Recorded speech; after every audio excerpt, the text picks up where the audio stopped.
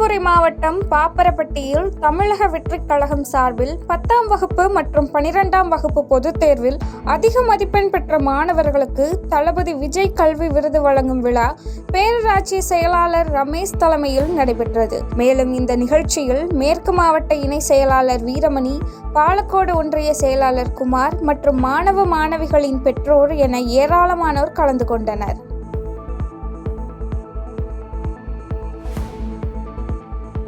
திண்டுக்கல் மாவட்டம் நத்தம் அருகே மணிராஜா என்ற விவசாயியின் வீட்டில் ஆண்டுக்கு ஒருமுறை அரிதாக பூக்கும் பிரம்மகமலம் பூ பூத்த நிகழ்வு அப்பகுதியில் உள்ளோரை ஆச்சரியத்தில் ஆழ்த்தியது. இதனைத் தொடர்ந்து பிரம்மகமலம் பூ மலர்ந்த சம்பவத்தை அறிந்த அப்பகுதி மக்கள் ஆர்வமுடன் பூவை பார்த்து ரசித்து சென்றனர்.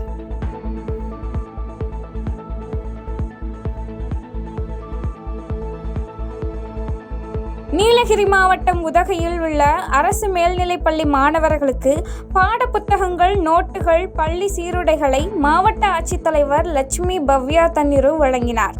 மேலும் இந்த நிகழ்ச்சியில் சட்டமன்ற உறுப்பினர் கணேசன் மற்றும் அரசு துறை அலுவலர்கள் என பலர் கலந்து கொண்டனர்.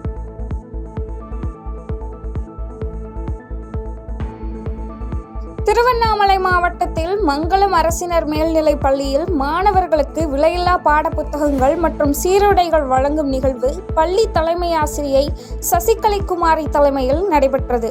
இந்த நிகழ்வில் பள்ளி மேலாண்மை குழு தலைவர் மற்றும் பெற்றோர் ஆசிரியர் கழக தலைவர் கலந்து கொண்டு அரசு பள்ளியில் படிக்கும் 1000க்கும் மேற்பட்ட மாணவர்களுக்கு விலையில்லா பாட புத்தகங்கள் மற்றும் சீருடைகளை வழங்கினர்.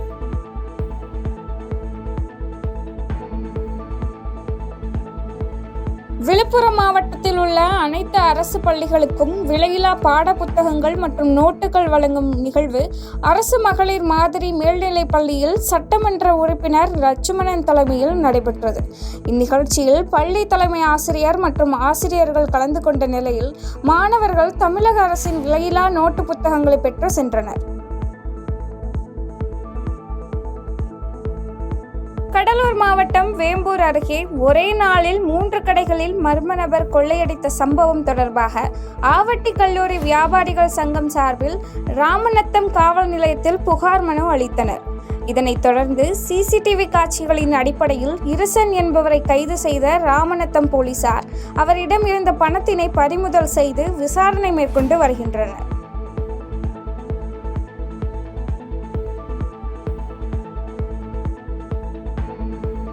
தமிழகத்தில் பள்ளிகளுக்கு கோடை விடுமுறை விடப்பட்ட நிலையில் கிட்டத்தட்ட 38 நாட்கள் கழித்து இன்றைய தினம் பள்ளிகள் திறக்கப்பட்டது.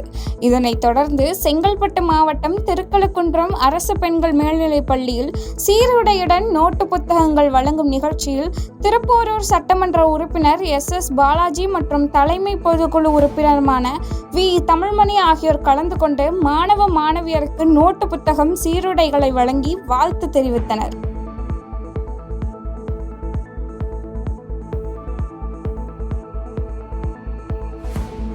செங்கல்பட்டு மாவட்டத்தில் கட்டுப்பாட்டை இழந்த ஆம்னி பேருந்து போக்குவரத்து சிக்னலை கடக்க நின்றிருந்த 2 கார்கள் மற்றும் இருசக்கர வாகனத்தின் மீது மோதி இருசக்கரத்தில் இருந்த சரத் என்பவர் படுகாயமடைந்தார். இதனைத் தொடர்ந்து சம்பவ இடத்திற்கு வந்த மறைமலை நகர் போக்குவரத்து போலீசார் சரத்தை மீட்டு செங்கல்பட்டு அரசு மருத்துவமனைக்கு சிகிச்சைக்காக அனுப்பி வைத்த நிலையில் தாம்பரம் போக்குவரத்து புலனாய்வு பிரிவு போலீசார் வழக்கு பதிவு செய்து விசாரணை மேற்கொண்டு வருகின்றனர்.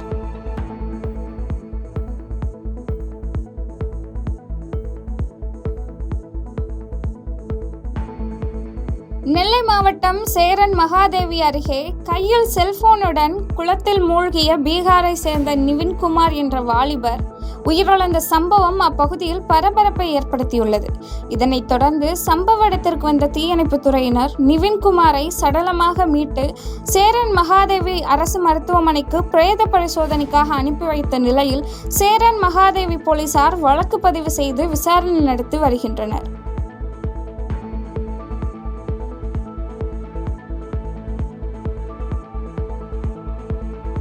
திருநெல்வேலி மாவட்டம் சேரன் மகாதேவியில் தமிழக வெற்றிக் கழக தலைவர் விஜய் பிறந்த நாளை முன்னிட்டு புதுவிதமான போஸ்டர்களை தொண்டர்கள் ஒட்டியுள்ளனர். மேலும் இந்த போஸ்டர் நாளிதழ்களில் வெளியாகும் செய்தி போன்று தின விஜய் என பெயரிட்டு கட்சிக்கொடியின் முத்திரை வைத்து வெளியானதை அடுத்து அப்பகுதி மக்கள் ஆச்சரியத்தோடு பார்த்து சென்றனர்.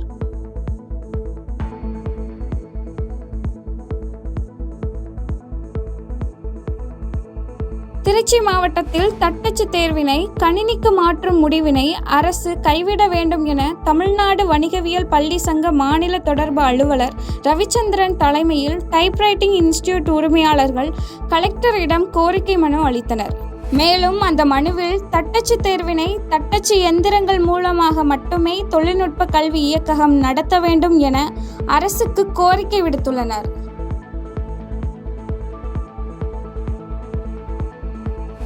திருச்சி மாவட்டத்தில் கடந்த ஆண்டை காட்டிலும் இந்த ஆண்டு காய்ச்சல் எண்ணிக்கை குறைவாக உள்ளது என்று மாவட்ட ஆட்சித்தலைவர் பிரதீப்குமார் தெரிவித்துள்ளார்.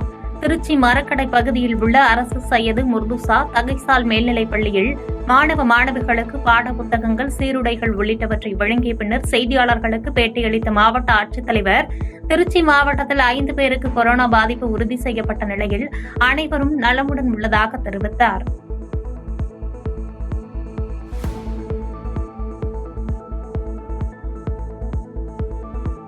சென்னை அருகே மதுரவாயல் மேல்நிலைப் பள்ளி திறப்பு நிகழ்ச்சியில் மதுரவாயல் சட்டமன்ற உறுப்பினர் காரப்பாக்கம் கா கணபதி கலந்து கொண்டு மாணவர்களுக்கு புத்தகங்கள், சீருடைகள் உள்ளிட்டவற்றை வழங்கினார்.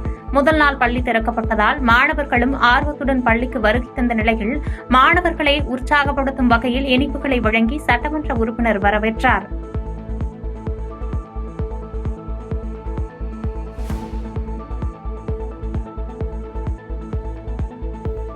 திருவண்ணாமலை மாவட்டம் ஆரணி டவுன் பகுதியில் உள்ள அரசினர் பெண்கள் மாதிரி மேல்நிலைப் பள்ளியில் 6ஆம் வகுப்பு முதல் 12ஆம் வகுப்பு வரை பயிலும் சுமார் 1400 மாணவிகளுக்கு பாட புத்தகங்கள் வழங்கும் நிகழ்ச்சி நடைபெற்றது. இதில் சிறப்பு அழைப்பாளராக கலந்து கொண்ட முன்னாள் அமைச்சரும் ஆரணி அதிமுக சட்டமன்ற உறுப்பினருமான சேவூர் எஸ். ராமச்சந்திரன் கலந்து கொண்டு மாணவிகளுக்கு பாட புத்தகங்களை வழங்கி தொடங்கி வைத்தார்.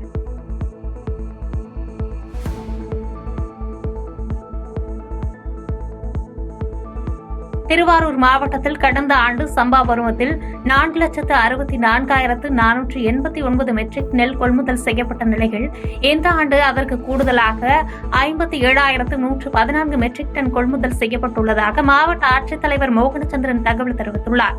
மேலும் இந்த ஆண்டு சம்பா பருவத்தில் 5,21,603 மெட்ரிக் டன் நெல் கொள்முதல் செய்யப்பட்டுள்ளதாக தெரிவித்தார்.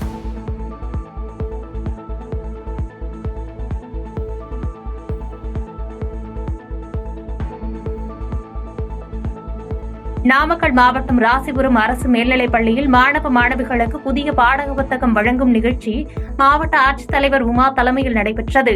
இந்நிகழ்ச்சியில் அமைச்சர் மா மதிவேந்தன் கலந்து கொண்டு மாணவிகளுக்கு இலவச பாடக புத்தகம் வழங்கி சிறப்பித்தார். தொடர்ந்து மாணவர்களோடு கலந்துரையாடிய அமைச்சர் பல்வேறு அறிவுரைகளை வழங்கினார்.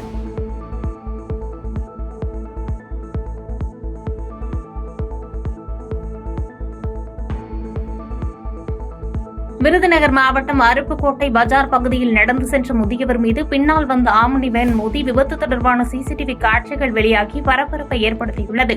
விபத்தில் பாதிக்கப்பட்ட முதியவர் படுகாயமடைந்து அரசு மருத்துவமனையில் சிகிச்சை பெற்று வரும் நிலையில் விபத்து குறித்த புகாரின் அடிப்படையில் நகர் காவல் நிலைய போலீசார் ஆம்னி வேன் ஓட்டுநர் மீது வழக்கு பதிவு செய்து நடவடிக்கை மேற்கொண்டுள்ளனர்.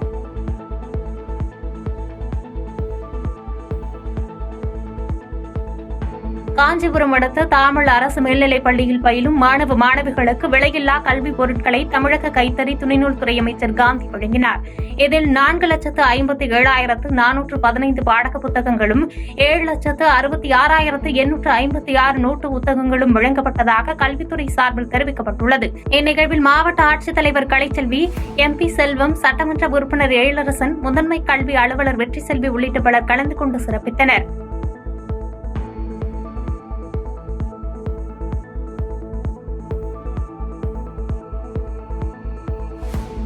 சேலம் செவ்வாய்ப்பேட்டையில் இயங்கி வரும் பார்வையற்றோருக்கான நடுநிலைப் பள்ளியை தரம் உயர்த்தி தரக்கோரி பள்ளியில் படிக்கும் மாணவர்கள் ஆட்சியர் அலுவலகத்தில் கோரிக்கை மனு அளித்தனர்.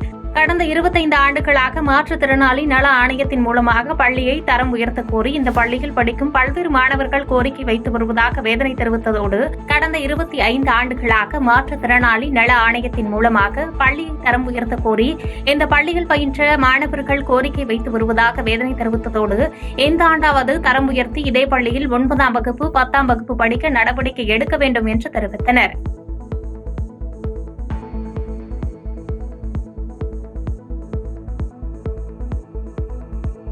திருவாரூர் மாவட்டம் கொரடாச்சேரியில் உள்ள அரசு பெண்கள் மேல்நிலைப் பள்ளியில் பயிலும் 900 மாணவிகளுக்கு பாட புத்தகங்கள் வழங்கப்பட்டது. திருவாரூர் சட்டமன்ற உறுப்பினர் பூண்டி கலைவாணன் தலைமையில் நடைபெற்ற இந்த விழாவில் திருவாரூர் மாவட்ட ஆட்சித்தலைவர் மோகனச்சந்திரன் கலந்து கொண்டு கல்விதான் ஒவ்வொருவரையும் அடுத்த படிநிலைக்கு உயர்த்தும் என மாணவர்களுக்கு பல்வேறு அறிவுரைகளை வழங்கினார்.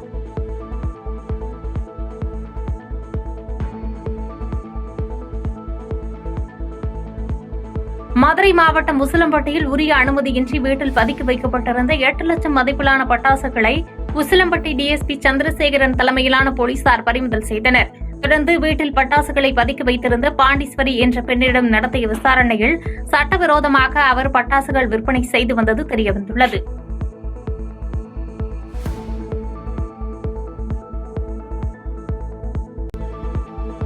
சென்னை புழல் சிறை வளாகத்தின் நுழைவாயிலில் குற்றச்சம்பவங்களை கண்காணிக்கும் வகையில் 6 கண்காணிப்பு கேமராக்கள் பொருத்தப்பட்ட காவல் உதவி சேவை மையத்தை கொளத்தூர் காவல் துணை ஆணையர் பாண்டியராஜன் ரிப்பன் வெட்டி துவக்கி வைத்தார். இந்நிகழ்வில் புழல் MP3 காவல் நிலைய ஆய்வாளர் ரஜினிகாந்த் உள்ளிட்ட பலர் கலந்து கொண்ட நிலையில் இவை குற்றச்சம்பவங்கள் தடுப்பதற்கு ஏதுவாக அமையும் என காவல் துணை ஆணையர் பாண்டியராஜன் தெரிவித்துள்ளார்.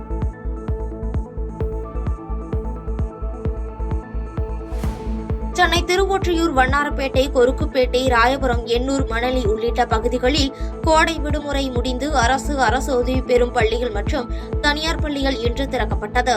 இந்நிலையில் மாணவ மாணவியர்களுக்கு பூங்கொத்து கொடுத்தும் பொட்டு வைத்தும் இனிப்பு வழங்கியும் ஆசிரியர்கள் சிறப்பாக வரவேற்பளித்தனர்.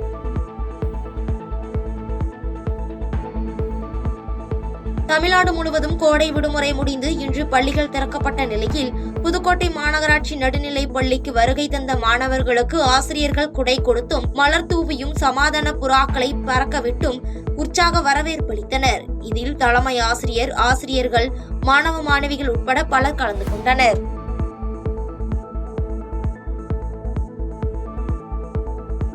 திண்டுக்கல் அரசு மருத்துவக் கல்லூரி மருத்துவமனை முன்பாக ஊனத்தின் தன்மையை சரியாக மதிப்பீடு செய்ய கோரி மாற்றுத்திறனாளிகள் சங்கம் சார்பாக 100க்கும் மேற்பட்டோர் காலவரையற்ற காத்திருப்பு போராட்டத்தில் ஈடுபட்டனர். மற்ற மாவட்டங்களில் உள்ளது போல் மாற்றுத்திறனாளிகளின் பரிசோதனையை திண்டுக்கல் அரசு மருத்துவக் கல்லூரி மருத்துவமனையிலேயே நடத்திட வேண்டும் உள்ளிட்ட கோரிக்கைகளை வலியுறுத்தி போராட்டத்தில் ஈடுபட்டதாக சங்கத்தின் மாவட்ட தலைவர் ஜெயந்தி செய்தியாளர்களுக்கு பேட்டியளித்துள்ளார்.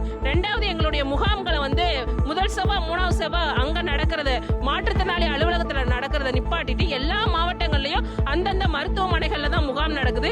திண்டுக்கல்லையும் அது மாதிரி எங்களுடைய முகாம்கள் மருத்துவமனையில் நடக்கணும். ஏன்னா எக்ஸ்ரே எடுக்க அனுப்பி விட்டுறாங்க. திரும்ப எக்ஸ்ரே எடுக்க வந்துட்டு திரும்ப டாக்டர் பார்க்க கலெக்டரேட் போறதுக்குள்ள டாக்டர் போயிடுறாரு. அதனால எங்களுடைய முகாம்களை உடனடியாக மருத்துவமனைக்கே மாத்தணும் அப்படிங்கறதா எங்களுடைய முழு கோரிக்கை. திண்டுக்கல் மாவட்ட ஆட்சியர் அலுவலகம் முன் இளம்பெண் ஒருவர் தனது குழந்தைகளுடன் தீக்குளிக்க முயற்சி செய்ததால் பரபரப்பு ஏற்பட்டது. கொங்கப்பட்டியைச் சேர்ந்த சுஜிதா என்பவர் தனது கணவர் செல்லமுத்து தன்னுடைய 25 பவுண்ட் தங்க நகைகளை எடுத்துக்கொண்டு வேறொரு பெண்ணுடன் தொடர்பில் இருப்பதாகவும் அவரையும் தனது 25 பவுண்ட் தங்க நகைகளையும் மீட்டு தருமாறு மாவட்ட ஆட்சியர் அலுவலகம் முன்பு மண்ணெண்ணெய் ஊற்றி தற்கொலைக்கு முயன்றதால் மாவட்ட ஆட்சியர் அலுவலகத்தில் பரபரப்பு ஏற்பட்டது. கன்னியாகுமரி மாவட்டம் இடைக்கோடு அரசு துவக்கப் பள்ளியில் கோடை விடுமுறை முடிந்து வந்த மாணவ மாணவிகளுக்கு முன்னாள் மாணவர் சங்கத்தினர் மேலதாளம் முழங்க உற்சாக வரவேற்பளித்தனர்.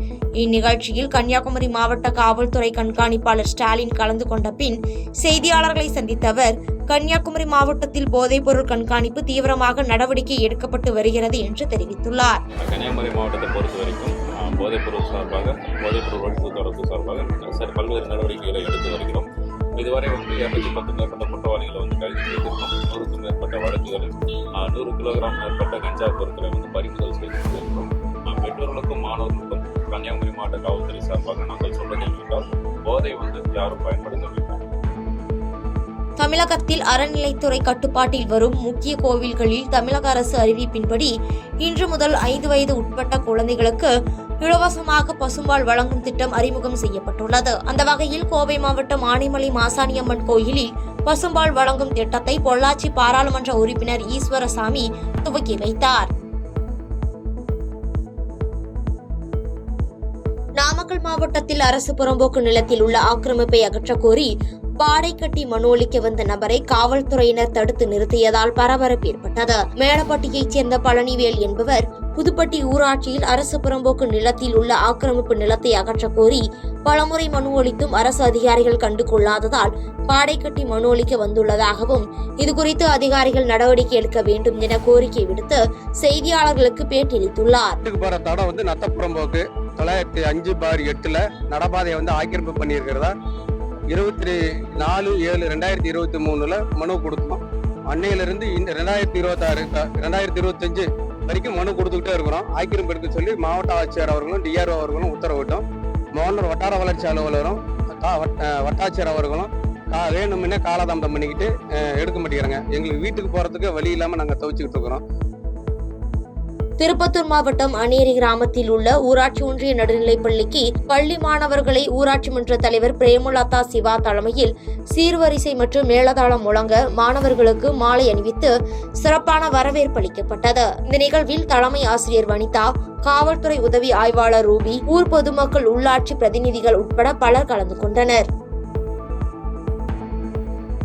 தமிழ்நாடு வீட்டு வசதி வாரிய தலைவர் பூச்சி எஸ் முருகன் தலைமையில் வீட்டு வசதி வாரிய கூட்டம் சென்னை கோயம்பேடு வாரிய தலைமை அலுவலகத்தில் இன்று நடைபெற்றது. இதில் வீட்டு வசதி மற்றும் நகர்ப்புற வளர்ச்சித்துறை அரசு செயலாளர் காகர்லா உஷா உள்ளிட்ட அதிகாரிகள் கலந்து கொண்டனர். செய்திகளை உடனுக்குடன் தெரிந்து கொள்ள கீழ்கண்ட கேபிள் மற்றும் டிடிஎச் நெட்வொர்க்குகளில் எம்நாடு செய்தி தொலைக்காட்சியை காணுங்கள். பாதகம் செய்பவரை கண்டால் நாம் பயம் கொள்ளலாகாது பாப்பா. மோதி மிதித்து விடு பாப்பா, அவர் முகத்தில் உமிழ்ந்து விடு பாப்பா. அண்மை செய்திகளை உடனுக்குடன் தெரிந்து கொள்ள இணைந்திருங்கள் எம்நாடு தொலைக்காட்சியுடன்.